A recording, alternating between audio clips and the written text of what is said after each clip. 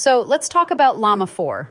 I mean, honestly, Meta really kicked it up a notch with this one. The improvement in the no comment rate alone from 7% to just 2%, it's huge. These models are finally asking the tough questions, but doing it in this kind of friendly, almost charming way.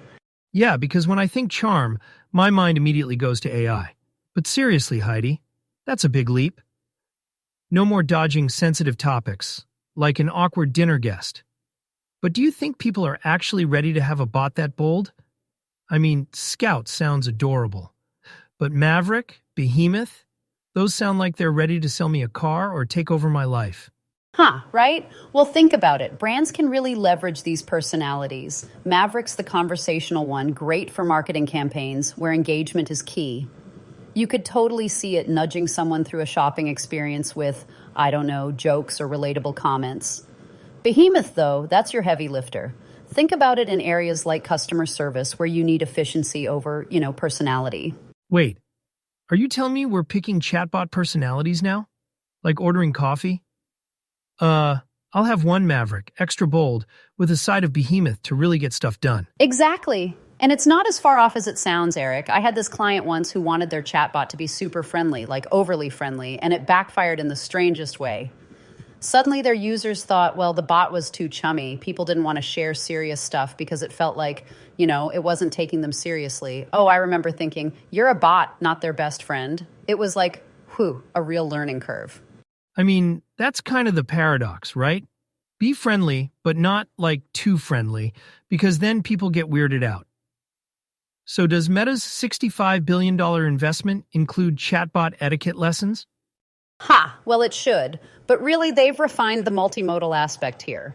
Llama 4 isn't just text anymore. It's voice, image recognition, you name it, which opens up so many possibilities across industries. Just imagine a recruiter using Maverick for initial interviews. Or, a marketing platform personalizing entire ad campaigns in real time. It sounds futuristic, but it's happening. Right, instead of the ad just saying, buy our stuff, it's like, hey, Eric, based on the 3 seconds you spent looking at camping gear, here are some cool tents for you. Exactly. And then Maverick follows up with need any advice picking one? I've got these great reviews. That's the level of engagement that can drive real sales, Eric. It's not just about being efficient.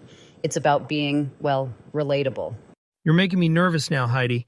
I mean, this thing has better social skills than I do. All right, Heidi. Speaking of bots with better social skills than me, have you seen what China's cooking up with DeepSeek R1? They're clearly not messing around.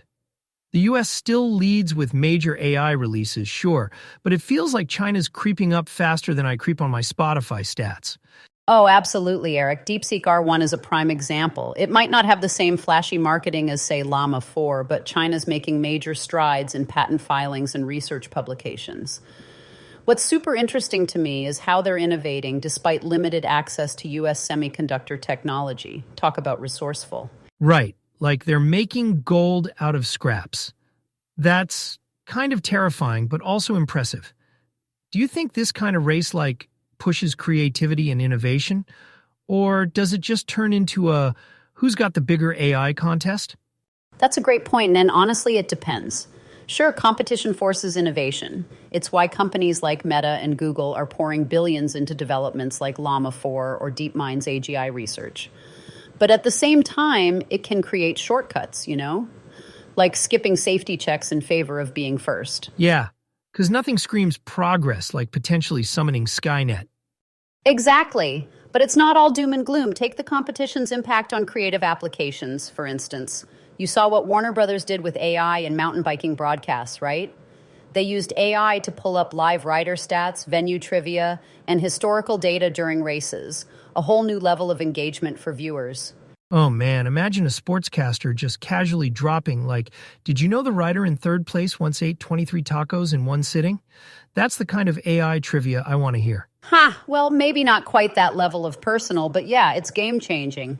They've set a benchmark. Suddenly, every live broadcast team's going to need AI to keep up. And beyond sports, it's a sign of how much competition can push boundaries in creative industries. So, are we saying AI's just out here making cycling cool now? Never thought I'd see the day. But seriously, Heidi, it makes you wonder how far it can go with like movies or even social media content.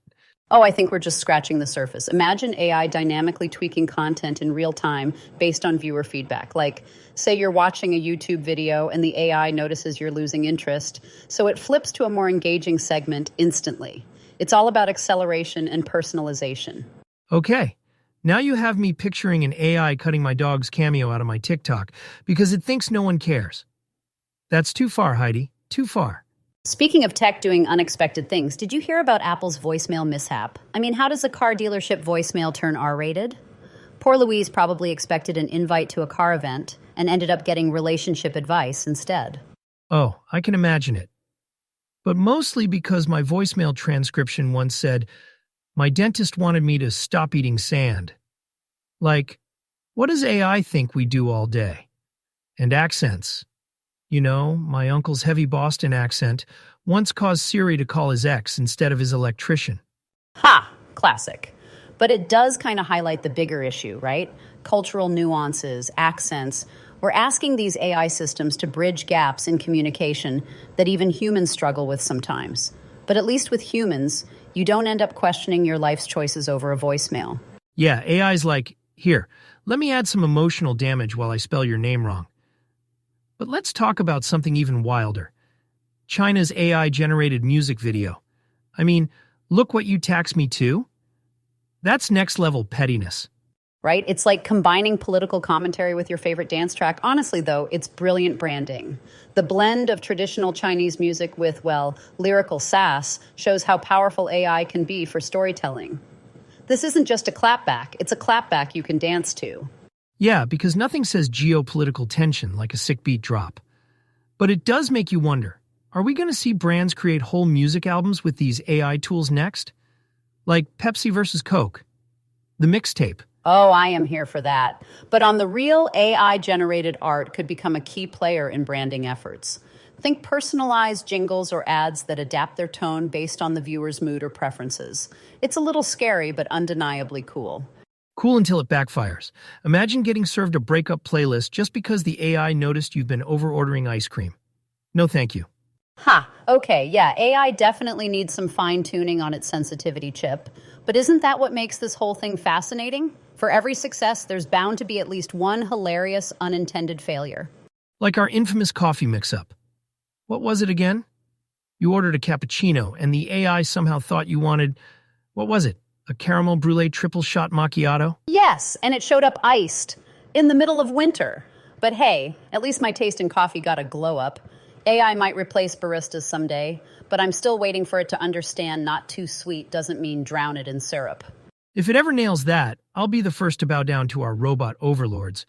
But seriously, Heidi, this whole episode has been a wild ride. From AI trying to hold polite dinner debates to, misreading voicemails and creating AI-generated power ballads. What a time to be alive. It really is, and that's what keeps this conversation so exciting. AI isn't just transforming industries. It's surprising, delighting, and, let's be honest, confusing us along the way. But it's those ups and downs that make it all so, well, human. And hilariously unpredictable. On that note, Heidi, this has been a blast. Can't wait to see how AI is going to surprise or embarrass us next. Same here, Eric. And to all our listeners, thanks for joining us on this wild ride. We'll see you next time. Stay curious.